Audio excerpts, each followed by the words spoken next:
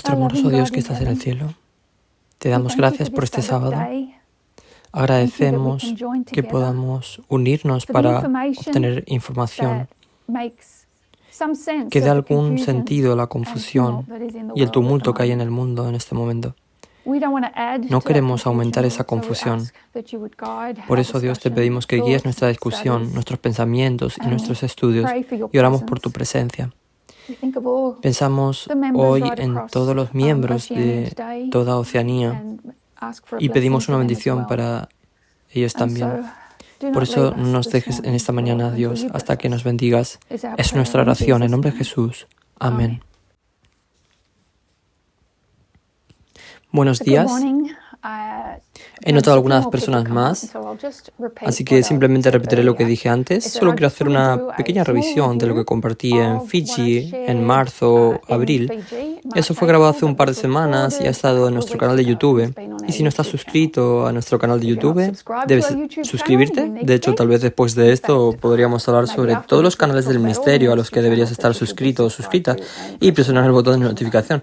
Entonces, si no han escuchado esos dos primeros estudios, les pido que guarden silencio sobre este estudio, en particular porque podría no tener sentido, y puedo explicar las cosas después, o puedes seguir adelante y ver los estudios con suerte. Así que, tener cuidado con la persona que se adelanta a su estudio diciendo que este será breve, porque nunca lo será, pero creo que este estudio será breve. Al menos ese era el plan. Entonces, la discusión es sobre la ley dominical.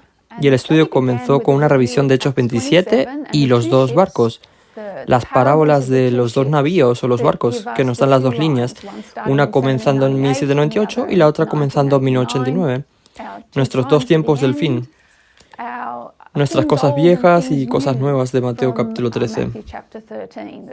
Eso deben saberlo todos los buenos escribas que son diligentes en las cosas del reino de los cielos. Entonces, revisamos esas líneas y en particular estábamos mirando la ley dominical, así que llegamos al final de nuestras líneas y queremos saber el periodo de tiempo entre el clamor de medianoche y la ley dominical, que sabemos que es el naufragio y sabemos que eso es el derrocamiento de los Estados Unidos, la institución de los Estados Unidos.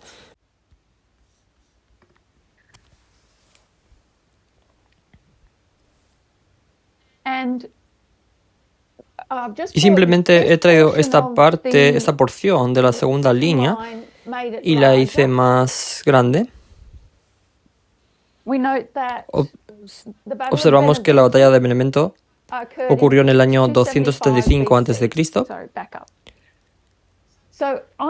Entonces, en Hechos 27 nos da el clamor de la medianoche, es la duplicación, es cuando pueden ver el naufragio más adelante. Hechos 27:37 nos dice que hay 276 personas a bordo de ese barco. Cuando quitamos a Aristarco, Lucas y Pablo, nos quedan 273. Y eso nos da los dos grupos. Un grupo son los levitas y el otro grupo, el tercer grupo, que son los sacerdotes. Entonces, 273 a.C., usamos ese número 273 como símbolo de los levitas, pero también retrocedemos en la historia y miramos el año 273 a.C. y vemos que hubo un evento muy importante que sucedió en ese año. Así que ampliémoslo aquí, 273 a.C., es cuando Egipto envió su delegación o embajadores a Roma. ¿Y por qué hicieron eso? Porque Roma había derrotado a Pirro en el año 275 a.C. Roma había llegado al escenario mundial, el mundo se estaba dando cuenta y Egipto envió embajadores a Roma para forjar alianzas y amistades con la potencia en ascenso. Así que marcamos 275 menos 275 como 2021, la batalla de Benevento, menos 273, 24 de junio del 2022, que es Dobbs versus Jackson Women Health Organization, el caso de la Corte Suprema que anuló Roe versus Wade. En mi primer estudio había escrito aquí julio, pero estaba mal. Entonces es junio, y gracias por toda la gente que me dijo eso. Entonces es el 24 de junio, no el 24 de julio. Así que el estudio continuó para mostrar que en el año 232 a.C., donde Roma envió una delegación a Egipto, donde también notamos la caída de Tarento, y tenemos la batalla de Argos, y Pirro muere, pero también es cuando Roma envía embajadores a Egipto, y está encabezado por Quinto Fabio Máximo Gorges. Y alerta de spoiler para aquellas personas que no han visto las dos primeras presentaciones. Marcamos 2024 para este año como el naufragio, como la ley dominical. La razón por la que hicimos eso es que volvimos al nombre de Quinto Fabio Máximo Gorges y lo anotamos en la nomenclatura romana. Y así construyen sus nombres, que es Quinto es su prenomen. Con los nombres romanos tienes un prenomen, cuál es tu nombre personal, tu nombre de pila. Y su nombre era Quinto, y te llamarían Quinto si tú fueras el quinto hijo o nacieras en el quinto mes. Así que hay dos razones para que te llamen Quinto. Fabio es su nomen, cual para los romanos era el nombre más importante. Es el nombre que identifica a qué gen o tribu tú perteneces. Es lo que te dio tu autoridad en la sociedad. Si hubieras pertenecido a una tribu gens fuerte, importante y poderosa, entonces podrías llegar muy lejos. Como Julio César. Nació pobre, pero no importó porque él es de la tribu Julio, así que pudo subir esa escalera. Y notamos que Fabio significa habas o habichuelas, frijoles, eran habas, y mostramos que las habas se usaban para elecciones o votaciones. Las llamamos habas, frijoles, alubias. Se les conoce por un par de nombres. Si tú has oído la expresión derramar los frijoles, por eso hoy decimos derramar los frijoles, estamos pidiendo a alguien que divulgue información secreta, así es como lo usamos hoy. Es como si alguien supiera algo que tú no lo sabes. Así que dímelo todo, vamos, cuéntanos lo que tú sabes. Pero son sus orígenes, tiene orígenes griegos. Y significaba que llevabas la urna que contenía todos los frijoles de color claro que eran votos a favor, y los frijoles de color negro que eran votos en contra. Y si derramaste la información, si dejaste caer la urna, entonces la información fue revelada, ya sabes, demasiado pronto. Entonces estabas obteniendo la información antes de lo previsto. Entonces en realidad es un resultado electoral. Así que decir eso de derramar los frijoles es conocer el resultado de las elecciones. Y además, Máximos Gorges es el cognomen, que es como un apodo, es un nombre descriptivo. Y puedes obtener un cognomen al igual que un apodo. O puede mostrar de qué familia eres en esa tribu en particular. Entonces se puede dar por un par de razones. Por eso lo llamaron Máximo Gorges, porque en su juventud era bastante excesivo. No estoy exactamente segura de qué significa eso, pero no lo sé. Beber, ir de fiesta, comer. Se llamaba Máximo Gorges. Así es como quedó su nombre. Entonces identificamos que la ley dominical está relacionada con las elecciones y la votación. Y así repasamos la historia del derecho al voto, particularmente en los Estados Unidos, porque queremos saber la verdad de la cuarta bestia, que es Roma, que identifica a los Estados Unidos en el fin del mundo. Es la tierra gloriosa. Hay medio mundo votando este año, pero la tierra gloriosa es el único país en el que todos se concentran. Pero antes que nada, solo una par de cosas sobre Máximo Diluvio. Encontré un artículo de la Royal Society of Victoria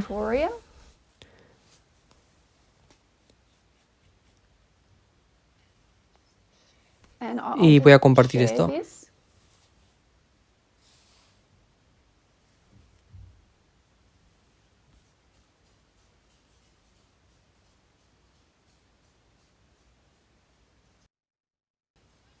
Entonces la Royal Society of Victoria convoca a la comunidad científica de Victoria La membresía está abierta a cualquier persona interesada en la ciencia y su historia, y esta es su edición de abril de 2024. Y solo leeremos los 2 primeros párrafos. Está en aumento la información errónea y la desinformación. En esta edición analizamos 4 crisis que enfrenta actualmente nuestro planeta. Para 3 de ellos, es relativamente fácil ver la amenaza, que la disminución de la biodiversidad amenaza la existencia de las especies, la contaminación del aire, el agua y el suelo está afectando la salud de todos los seres vivos, y el cambio climático está sumiendo cada vez más a los sistemas de la Tierra en un caos. Realmente se sienten como los jinetes de un apocalipsis. Entonces señaló las 3 cosas: la disminución de la biodiversidad, la contaminación y el cambio climático. La cuarta de estas crisis, el aumento de la información errónea, puede parecer menos catastrófica que sus contrapartes, pero podría decirse que es el jinete que precedió a las demás. Comprender, frenar y contrarrestar la información errónea es vital si tenemos alguna esperanza de abordar de manera significativa estas crisis planetarias. ¿Qué es la información errónea? ¿Qué problemas causa? Y lo más importante, ¿qué podemos hacer al respecto? Me gustó su explicación aquí, su definición. La información informa a la audiencia sobre algo. Son datos que han sido procesados y dan contexto para que transmitan significado.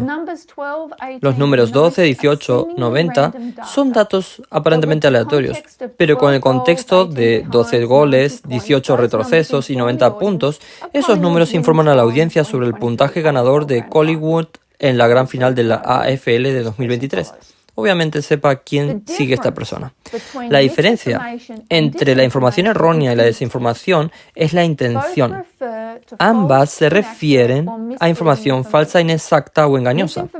La información errónea se comparte sin la intención de engañar, mientras que la desinformación se crea y comparte con la intención deliberada de engañar o confundir a otros.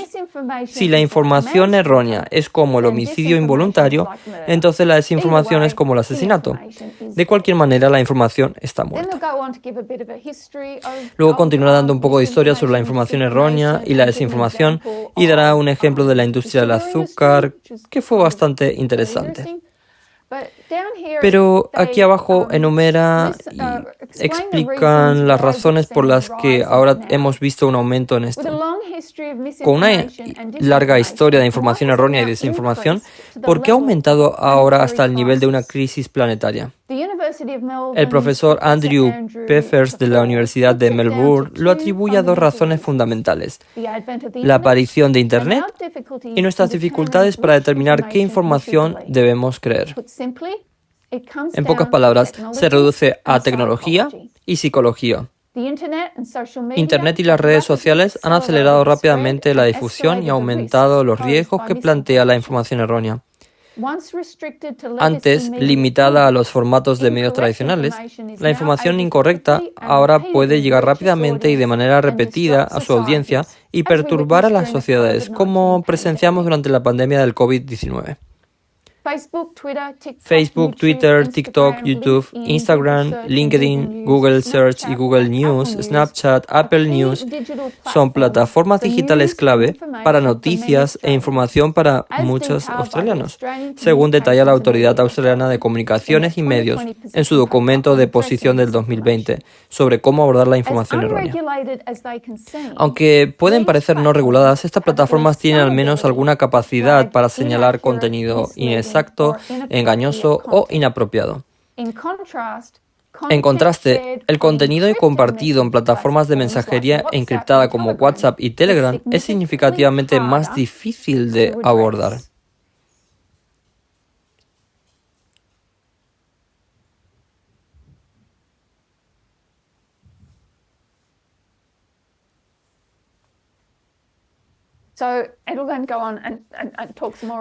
Luego continuará y hablará un poco más sobre eso, pero lo que quería señalar allí, que saqué de este artículo, pero que también lo estoy viendo en otros lugares, es el problema de WhatsApp. Y sabemos que es una bendición, pero también puede ser una maldición.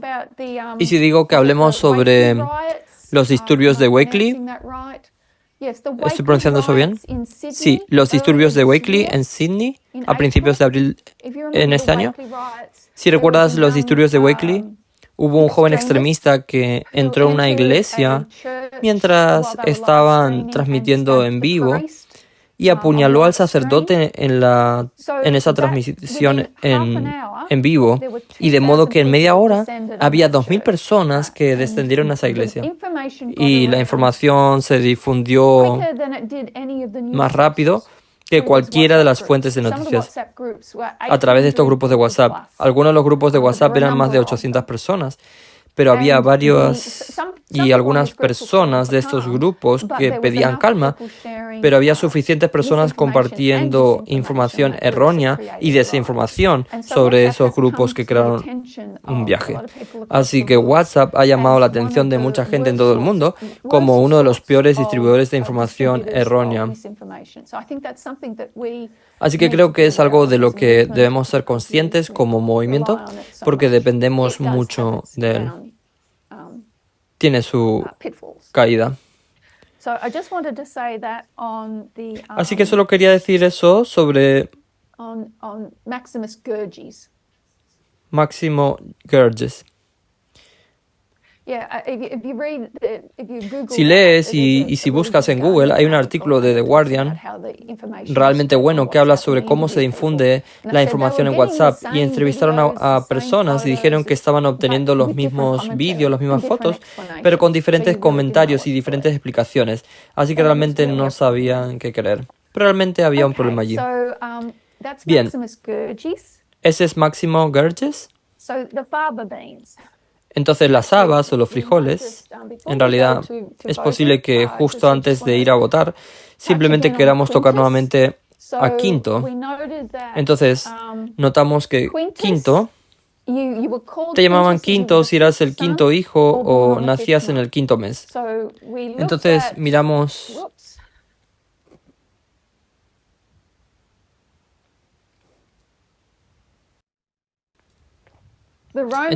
el calendario romano y el calendario juliano. Y podemos notar que en el calendario romano solo había 10 meses y era un calendario lunar. No tenían contabilidad para el horario invernal. Así que empezó en primavera y los meses fueron Martius, Aprilis, Maius, Juno, Quintilis, Sexilis, septiembre, octubre, noviembre, diciembre. Lo cual tiene mucho sentido porque septiembre son, ya saben, 7, 8, 9, 10 meses. De hecho, hubo muchos cambios en el calendario entre Rómulo y el calendario romano, el comienzo del calendario romano, y Julio César y el calendario juliano. Hubo un emperador que introdujo Janarius y Fleviarius, pero fue Julio César alrededor del 45 a.C., quien hizo los cambios más importantes. Y lo convirtió de un calendario lunar a un calendario solar, y lo comenzó con enero, Janarius, o decimos enero. Así vemos la adición de cambios de 2 meses a los días del mes, bastantes cambios importantes. Y no terminaron ahí porque Augustus también lo modificó, pero todavía lo conocemos como calendario juliano. Y así, a partir de enero, notamos que Quintilis del calendario romano, el nombre cambió a Julio,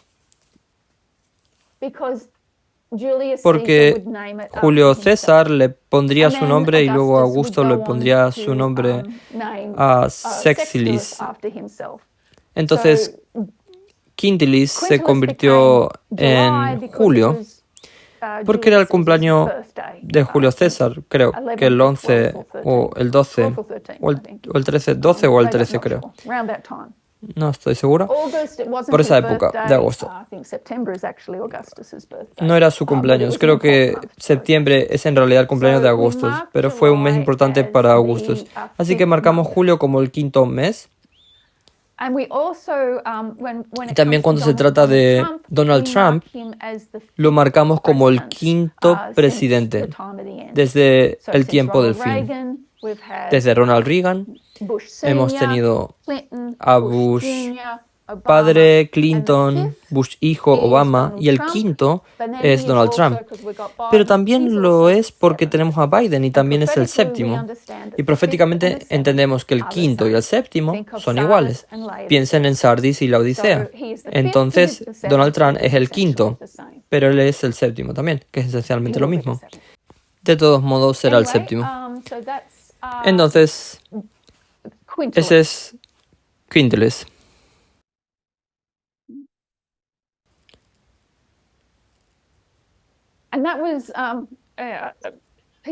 Y ese fue un dato que dejé de explicar en el primer estudio.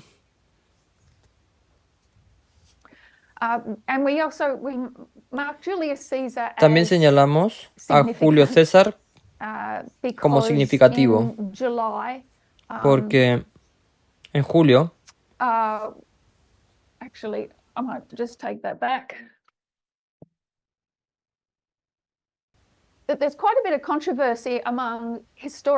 existe bastante controversia entre los historiadores sobre quién fue el primer dictador de la República Romana. Así que Julio César se encuentra en la cúspide del antiguo imperio republicano y del nuevo imperialismo. Algunas personas dicen que Augusto es el primer dictador, pero en realidad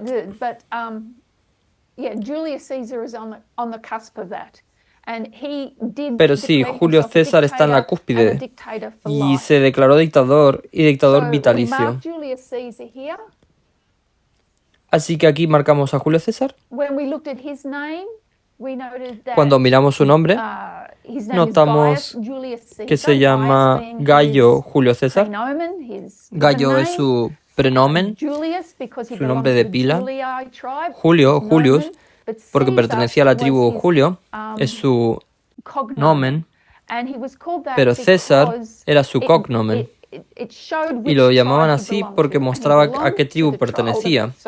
Y pertenecía a la tribu, pero no tribu, sino a la familia. A la familia de la tribu Julio pertenecía. Y pertenecía a la familia cuyo antepasado había matado a un elefante en las guerras púnicas. Y así es César en realidad. Creo que es fenicio. Cualquiera que sea el idioma púnico, pero creo que es fenicio. Así que tenemos elefante.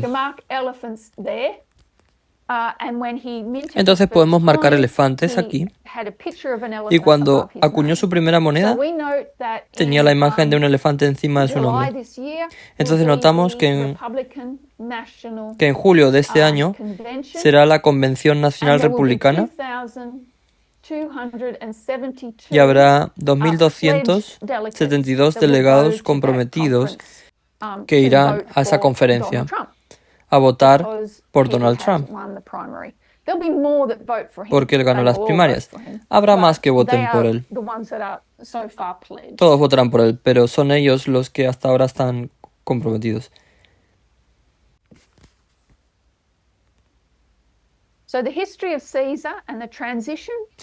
Y así la historia de César y la transición de la antigua república a la nueva dictadura, en la dictadura imperial, está marcada por la de Julio César, del antiguo sistema republicano a la nueva autocracia. Muchos romanos lo trataron como el primer emperador, el fundador del sistema de gobierno de un solo hombre. Bien, la otra cosa que quería revisar son nuestras historias de Daniel. Entonces,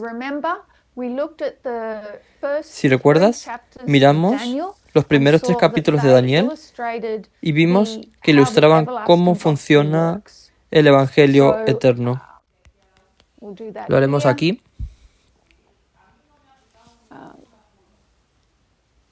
Daniel 1, Daniel capítulo 1, ilustra el mensaje del primer ángel.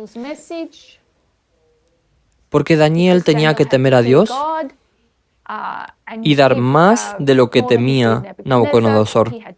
Tenía que darle gloria a Dios y lo hizo. Glorificó a Dios en su cuerpo al no comer ni beber de la comida de la mesa del rey.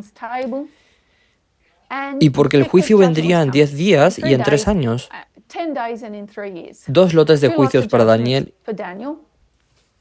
Y Daniel 2, el mensaje del segundo ángel, cuando vemos la imagen y está llena, tal y como era, como lo había soñado Nabucodonosor, vio la caída de Babilonia literal a Babilonia espiritual, en los dedos de los pies la imagen cayó. Y luego Daniel 3, que es la ley dominical, el decreto injusto y el tiempo de angustia como nunca fue. Se calentaba el horno de fuego 10 veces como solía ser calentado. Entonces, estos 3 capítulos ilustraron el primero, la obra del Evangelio Eterno, lo cual es algo interesante, pero no puede significar nada a menos que veas un segundo testigo. Y veamos un segundo testigo en los siguientes 3 capítulos. Entonces tenemos Daniel 4. Daniel le dice al rey: más vale que temas a Dios, deja de darte gloria a ti mismo, porque vas a ser juzgado. Entonces ese es el mensaje del primer ángel. Luego tienes Daniel 5, caída literal de Babilonia, mensaje del segundo ángel. Luego tienes Daniel 6, ley dominical, mensaje del tercer ángel. Entonces cuando vemos similitudes y también vemos diferencias, entonces las diferencias que notamos entre los dos lotes de 3 capítulos es que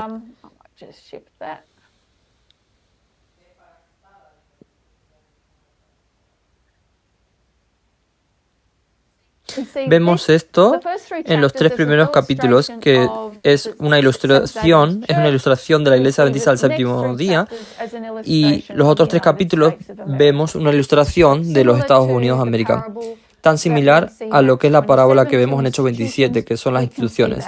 Y lo podemos ver eso en la historia de Daniel.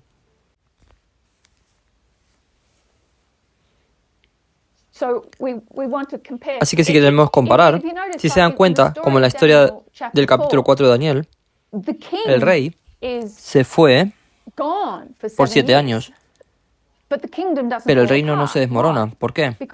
Porque las instituciones están en su lugar. Ahí está Daniel. Puede funcionar sin Nabucodonosor. En Daniel 5 no hay ningún Daniel. En el reino caído, la madre de Belsasar tiene que decirlo: férrate, creo que será mejor que vayamos a buscar a ese viejo que suele trabajar para nosotros. Él te dirá lo que está pasando. Entonces el reino cae, ¿no? No Daniel. Pero lo que queríamos hacer es comparar Daniel 6 y Daniel 3, porque estamos interesados en la ley dominical y el decreto injusto.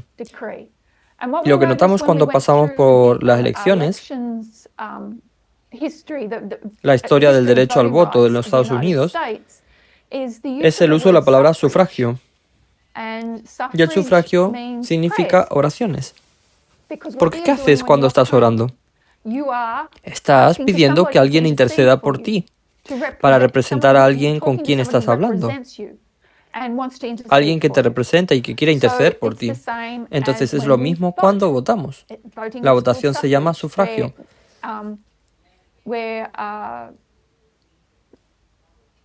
Donde comprometernos con el gobierno, involucrarnos con el gobierno para trabajar en nuestro nombre. Entonces vemos el sufragio aquí en el capítulo 6 de Daniel. Es una historia similar, pero diferente en el capítulo 3 de Daniel. Hay similitudes y diferencias. Entonces, ¿por qué está orando Daniel aquí? Él está orando la oración de Daniel capítulo 9. Él está orando por la restauración. Y estamos orando por la restauración también. La restauración que busca Daniel es la reconstrucción de una ciudad. Y la restauración de un rey es diferente a la restauración por la que estamos orando. Estamos orando por la restauración del Edén. Pero su restauración es una restauración al fin y al cabo. Nosotros no queremos ningún rey terrenal. Nosotros lo vemos como un problema. Pero de todos modos, Daniel, el capítulo 6 son las oraciones. Entonces, con Daniel capítulo 6, con la situación de Daniel, hay varias opciones. Entonces, el injusto hace el decreto injusto, es que tenías que orar al rey Darío, o puedes pedirle al rey, o puedes pedirle a tu Dios, Pero si le pidieras a tu Dios, serías arrojado al foso de los leones. ¿Había entonces alguna otra opción? Y sí lo hay. No se podía presentar ninguna petición. Simplemente no le pidas nada al rey y no le pidas nada a tu Dios. Quédate en casa. Quédate en casa y cierra las cortinas. Y la razón por la que esto es significativo es porque cuando miramos las elecciones de este año, es ese tipo de actitud, lo que se llama votantes no comprometidos, tendrá un efecto enorme en los resultados electorales. Y hay algunos estudios realmente interesantes que se han estado realizando desde el 2022, probablemente antes, pero han analizado el papel de los votantes no comprometidos. Así que quiero compartir un poco de información sobre eso.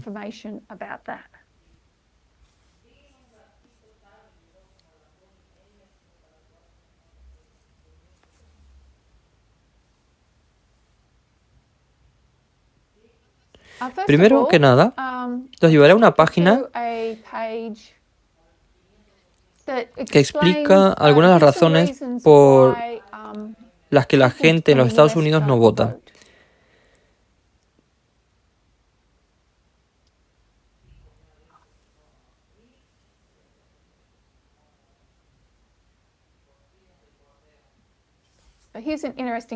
Pero hay un artículo interesante, 5 razones por las que la gente en Estados Unidos no vota. Una lista de las causas conocidas. Hay muchos estadounidenses que quieren votar, pero no pueden. Entonces, ¿por qué no pueden?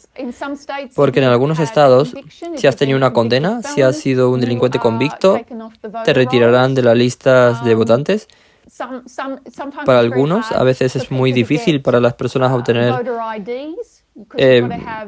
identificaciones votantes porque es necesario tener una identificación con fotografía emitida por el gobierno y eso los limita.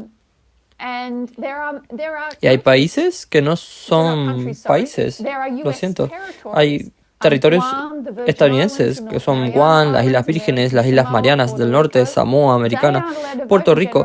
No se les permite votar en las elecciones generales, aunque los resultados de esa elección influyen en sus vidas. Así que hay cientos de miles de no votantes que votarían si pudieran, pero no pueden. Luego explica por qué la edad, el género, la educación, el nivel socioeconómico y la raza influyen en si votas o no. Y la pobreza es un factor importante allí,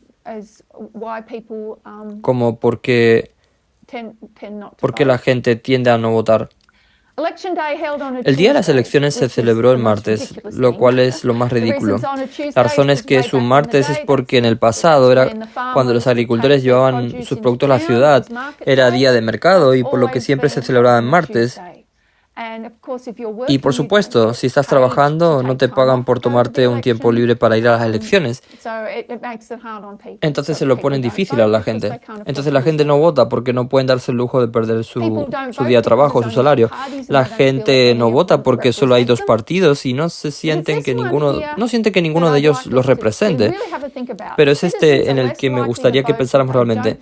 Es menos probable que los ciudadanos voten si creen que su voto no importa. Según datos de la Oficina del Censo, hasta el 15% de los votantes registrados informaron que no votaron en las elecciones presidenciales del 2016 porque no creían que su voto marcaría una diferencia. Una encuesta diferente del Pew Research Center encontró que la mitad de los participantes no se molestaron en investigar las elecciones porque no creían que su voto impactara al gobierno, aunque votar es una de las pocas formas que tienen los ciudadanos de impulsar políticas que apoyan.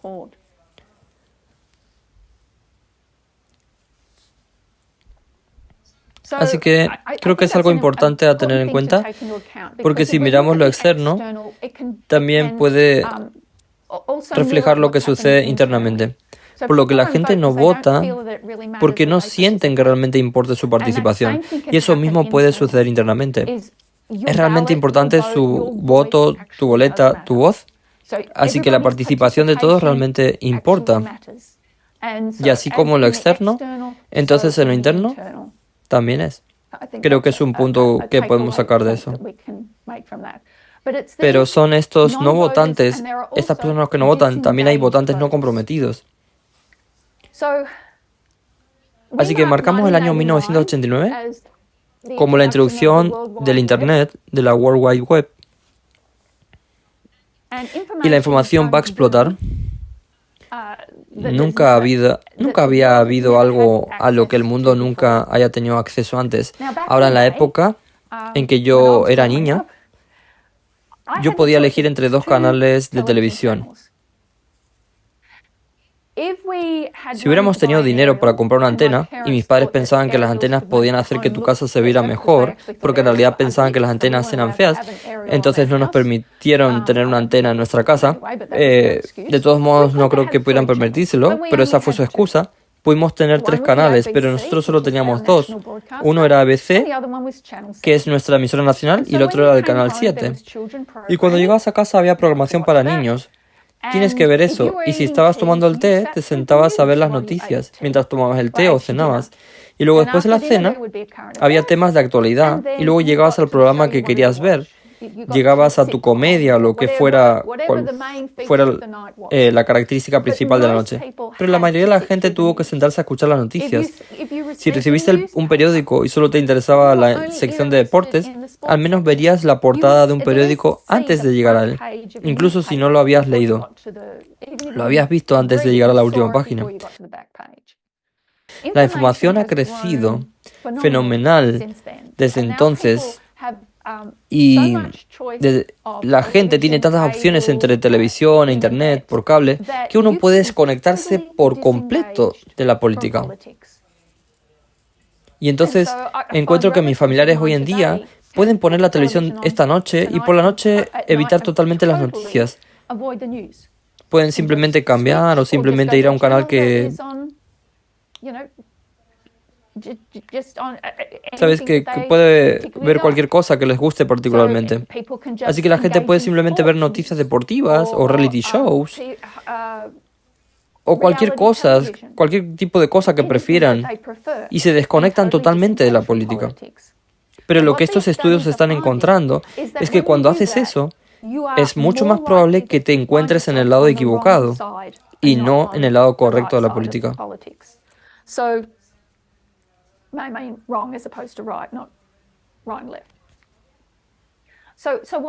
Entonces lo que sucede es que incluso, por ejemplo, si solo estás viendo un reality show, estás viviendo en un mundo de fantasía. Entonces podrían ser mejoras en el hogar y estás viendo cómo se construyen y ajardinan las casas. Sí, cualquier mejora en el hogar. Y sería algo que no es alcanzable para ti. Entonces, cuando se trata de las elecciones, ¿cuál será el principal motivo de sus pensamientos sobre esas elecciones? Va a ser la asequibilidad, la inflación, esos problemas.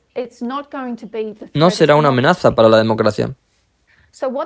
Entonces, lo que están encontrando es que cuando pensamos en la polarización dentro de la política, nos inclinamos a pensar en izquierda y derecha, lo cual es cierto. Pero dentro de la izquierda y de la derecha, tienen sus propios votantes desconectados, personas que no son adictas a la política. Así que este movimiento en su conjunto es adicto a la política. Vivimos para los acontecimientos actuales y los acontecimientos históricos y lo que sucederá mañana. Pero somos una minoría. Y los adictos a la política en todo el mundo son una minoría que realmente siguen la política con atención. La mayoría de las personas son aquellas que no se involucran. Pero cuando no te involucras, en realidad te canalizan por el camino equivocado. Quizás solo quieras ver deportes, escuchar canales deportivos, mirar y escuchar. Y eso te lleva o te guía. Entonces, si estás en los Estados Unidos y solo estás viendo canales de deporte, hay una atmósfera ambiental que es anti-Biden. Y está ahí simplemente. No es que no esté en tu cara, pero es allí.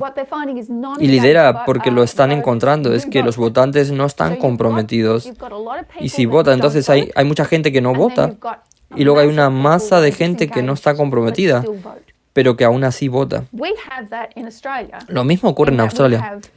donde tenemos el voto obligatorio y la mayoría de los australianos no están comprometidos. Entonces, cuando se trata de nuestras elecciones, nuestros políticos tienen que dedicar ese tiempo a no molestar a nadie, mientras que la política estadounidense tiende a ser más tóxica porque tienen que conseguir que la gente vaya a las urnas. Y entonces es muy suyo. Su campaña es más divisiva que la nuestra, debido a las situaciones diferentes. Por lo tanto, estar desconectado es una posición muy peligrosa. Entonces, si pensamos en Daniel capítulo 6, entonces tú puedes orar. Tú puedes orar a Darío. Esa es la decisión equivocada. Tú puedes orar a Dios. O puedes no orar, que eso también es una decisión equivocada. Entonces, nuestro compromiso dentro del movimiento, si lo reflejamos también, es también muy revelador.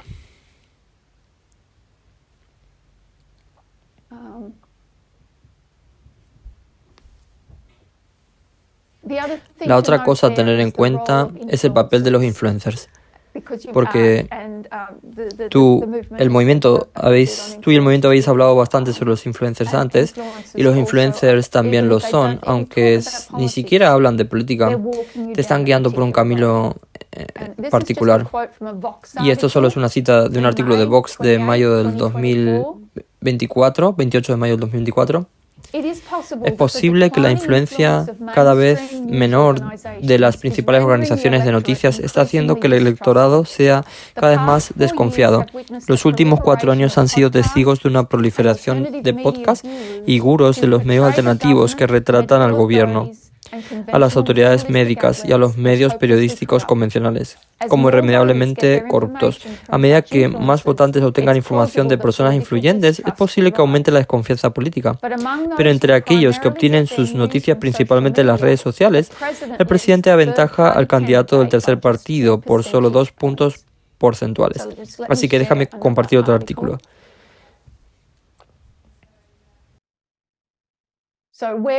Entonces, ¿de dónde obtiene la gente su consumo de noticias?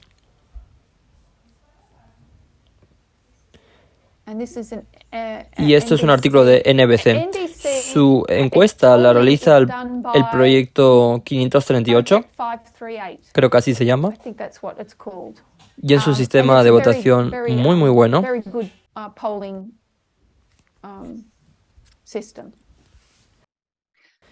Pero esta es una preferencia presidencial, como varía según el consumo de noticias. Entonces, aquellos que no siguen las noticias políticas, el 53%, tienen más probabilidades de votar por Trump que por Biden. Aquellos que obtienen sus noticias de YouTube o Google pueden ver la línea roja, que es Trump, mucho más que la azul, que es Biden. Noticias por cable, roja sobre Biden. Medios de comunicación social, rojo sobre el azul. Luego, mientras bajamos, pero si miramos sitios de web digitales, noticias de cadenas nacionales, ya sabes, como nuestros periódicos ABC, el círculo azul realmente va a pesar mucho más que el rojo. Sí, a Trump le va mucho mejor con aquellos que no siguen las noticias políticas.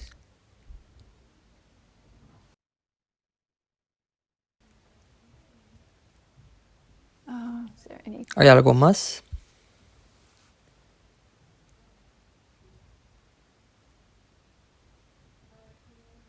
Entonces sí, tal y como se ejecutan las cosas en este momento, es posible estar totalmente inmersa o inmerso en las noticias y es posible desconectarse por completo de las noticias. Pero sí, estar desconectado es algo peligroso, es muy peligroso, pienso.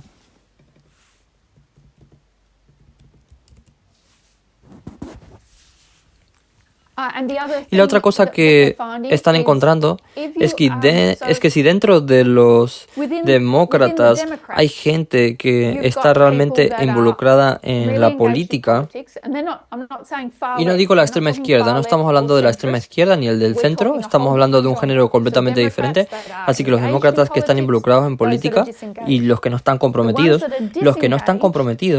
son más propensos a pensar en la inflación, la asequibilidad, como cosas que les preocupan con las elecciones.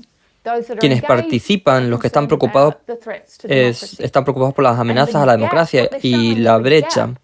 Y los que están mostrando es que la brecha entre demócratas comprometidos y demócratas no comprometidos es mayor que la brecha entre demócratas no comprometidos y republicanos no comprometidos. Están mucho más juntos y son las personas que van a determinar el resultado de las elecciones, porque son mayoría. Entonces, los partidos políticos realmente están, al menos los demócratas, están realmente tratando de involucrar a los que no están comprometidos, y los republicanos ni siquiera tienen que preocuparse por eso, porque de todos modos están a su favor. Entonces, lo último que quiero mencionar es el 30 de mayo. Entonces, ¿qué pasó el 30 de mayo?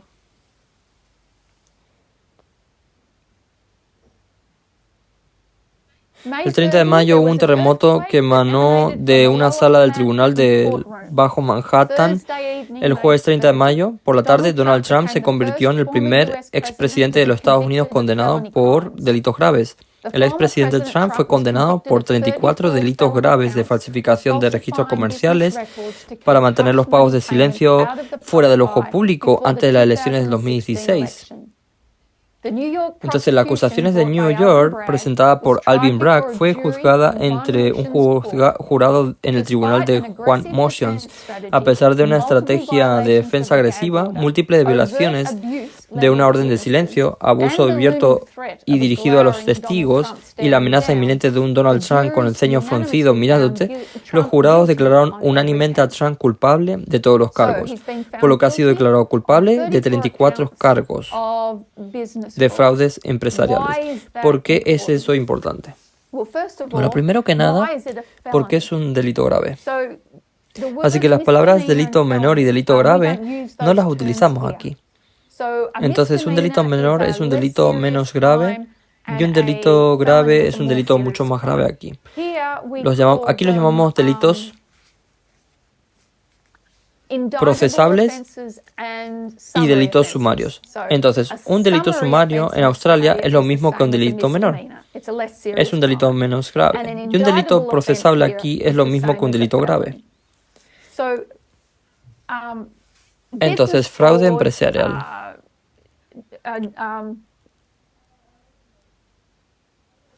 Falsificación de registros comerciales. Por lo tanto, la falsificación de registros comerciales normalmente se considera un delito menor. Pero ¿por qué ha sido condenado? ¿Por qué ha sido tipificado como un delito grave? Porque ese delito menor se utilizó para encubrir otro delito. Entonces, si falsificó registros comerciales, lo cual es un delito menor, para encubrir otro delito, entonces se va a convertir en un delito grave. ¿Y cuál fue ese otro crimen? Ese otro delito fue el fraude electoral. Entonces, este caso, todo este juicio por dinero secreto, se trata esencialmente de fraude electoral. Entonces, lo que los miembros del jurado tenían que hacer, tenían que decirse a sí mismos, Donald Trump, más allá de toda duda razonable, provocó que se falsificaran documentos comerciales. Y para ocultar otro delito, para ocultar una ley electoral de New York que consiste en utilizar medios ilegales para promover a un candidato en una elección. Entonces, hay una ley electoral de Nueva York, no debe utilizar medios ilegales para promover a un candidato en una elección. Por eso se convirtió en un cargo tan grave, un delito grave.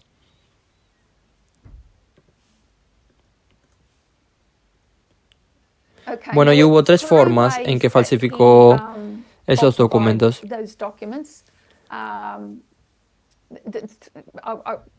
Yo no lo diré, pero puedes buscarlo por ti misma. Pero los jurados no tuvieron que ser unánimes en su decisión sobre cómo lo hizo. Hubo múltiples formas en que falsificó esos documentos.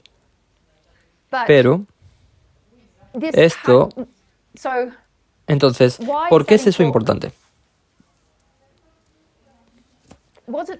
¿Fuera tan malo que se acostara con una estrella porno? Bueno, esa es una cuestión moral. No lo aprobaríamos. Que la silencia le pagó dinero a esa persona, a esa estrella de porno, para que lo mantuviera en secreto. Entonces, sí, no es algo bueno para hacer. Pero lo que hizo tan impactante es que, si estaba bien o mal, eso lo decidía el público. Si esa información hubiera salido a la luz, entonces el público la habría utilizado para tomar su decisión en las elecciones. Y al público nunca se le permitió tomar esa decisión porque les ocultó. Así que Donald Trump ya se había metido en problemas con las cintas de Hollywood, donde decía que podía agarrar a cualquier mujer por los genitales, algo que ya había estado haciendo. Era muy conocido en los círculos de Nueva York por sus abusos a las mujeres. Es simplemente prolífico, así que ciertamente no era ningún secreto entre los neoyorquinos. De modo que esa información ya había salido a la luz a través de las cintas de Hollywood Access. Y si esta información hubiera salido a la luz sobre el dinero para silenciar a la estrella porno, eso realmente habría afectado no solo los resultados de las elecciones, sino también su posición dentro del Partido Republicano. En aquel entonces no tenía el respaldo que tiene hoy. Entonces, ocultar esa información afectó a las elecciones del 2016. Entonces, podemos pensar que hay cosas importantes que mantuvieron a Hillary Clinton fuera del cargo en 2016. Sabemos que los rusos están involucrados, la colusión de la desinformación forma parte de nuestro mensaje del clamor de medianoche.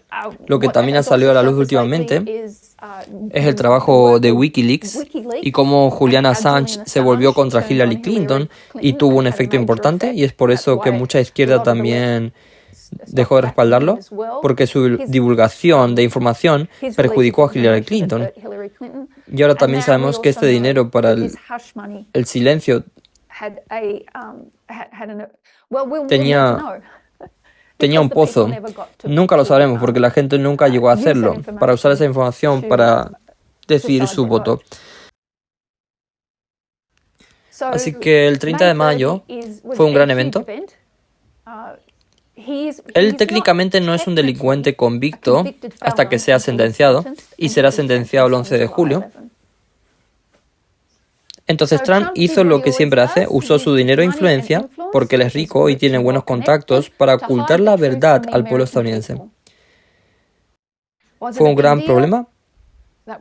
Eso lo debían decidir los votantes. Y les quitó esa elección. Entonces tenemos la interferencia electoral como sí, para algunas personas, si no estás siguiendo ese caso judicial, era difícil saber de qué se trataba realmente, pero en esencia se trataba de interferencia electoral, no de la moralidad de Donald Trump, aunque eso no era lo que estaba en juicio. Okay.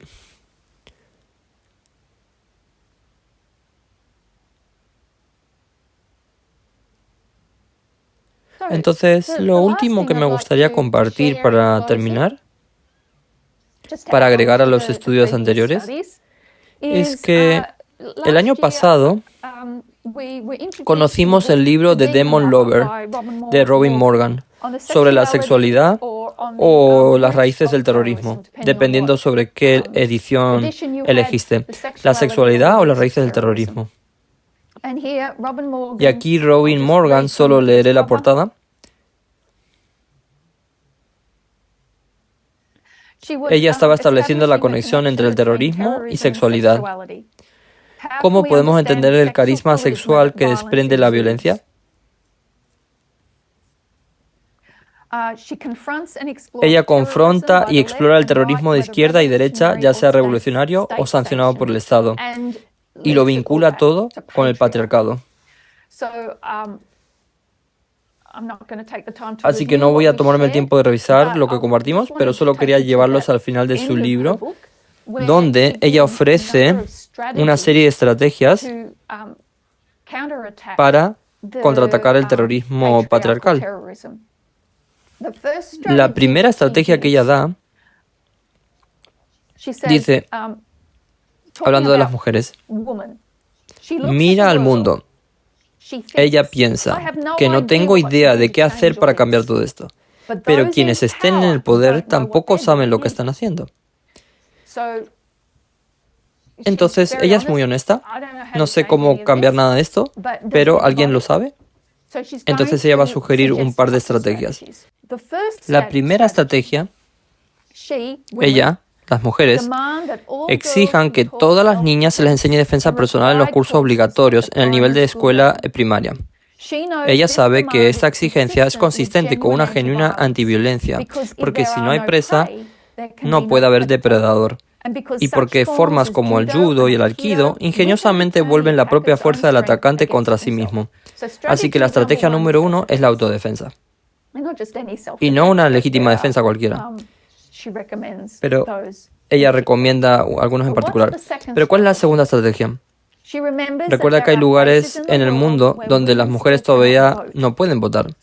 Por eso utiliza su voto como una palanca potencialmente radical. Lo dejaré ahí. Pero el número 1, las dos estrategias que enumera son la autodefensa y la votación. La votación importa. Cada voto cuenta. La participación individual de cada persona es importante. Y es fácil pensar que puedes perderte en todo eso y que no importas y que puedes simplemente dejarte llevar y seguir la marea. Pero eso nunca funciona. No lo es. No es saludable, no es seguro. Por eso se requiere la participación personal internamente. Y esta es una revisión de las dos presentaciones que se subieron hace un par de semanas. Y con solo agregar la información que quedó fuera. Y también me gustaría compartir un conciso, pero yo pensé que es un resumen bueno de la presentación que me compartió un miembro de Kenia.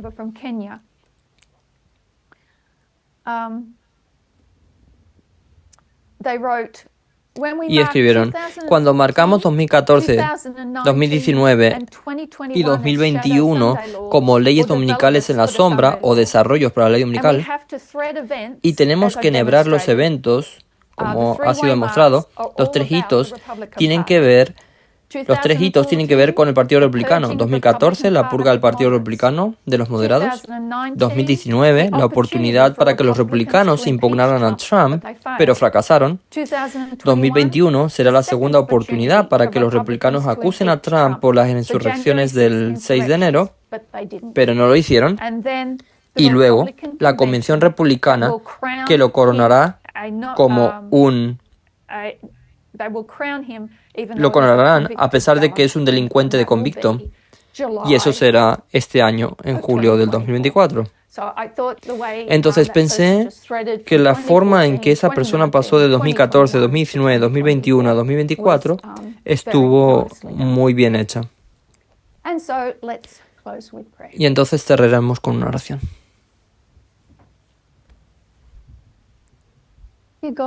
Querido Dios que estás en el cielo, están sucediendo muchas cosas a nuestro alrededor en este momento y pueden ser abrumadoras, pero no nos desanimamos.